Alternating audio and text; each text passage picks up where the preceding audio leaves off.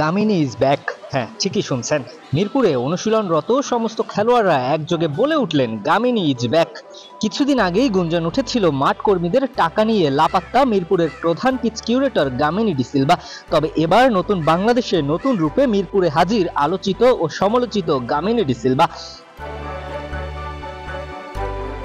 মিরপুরে গামিনীকে দেখেই হাস্যোজ্জ্বল চেহারায় চিৎকার করে উঠলেন ইবাদত সোহান মোস্তাফিজরা। নতুন বাংলাদেশে ফিরে গামিনীর চেহারাতেও এক চিলতে হাসি। নিজ কর্মস্থল হোম অফ ক্রিকেট মিরপুরে ফিরেছেন হাসি মাখা মুখ নিয়ে।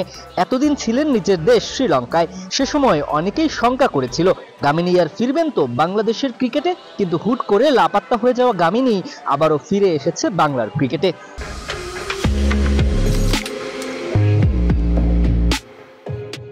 হোম অফ ক্রিকেট মিরপুরের এই উইকেটের যেই আনপ্রেডিক্টেবল চরিত্র, তার মূল কারিগরই তো এই গামিনী ডিসিলভা।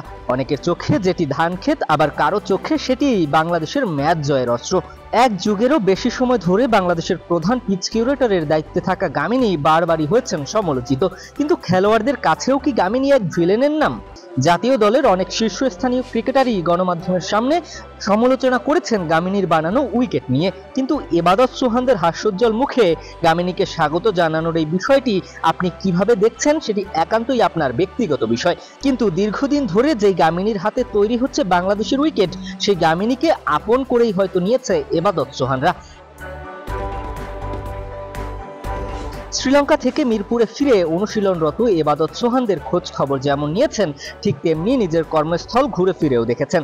উইকেটগুলো ঠিক আছে কিনা কিংবা আউটফিল্ডের কি অবস্থা, সবই যেন গামিনী পরখ করে দেখলেন।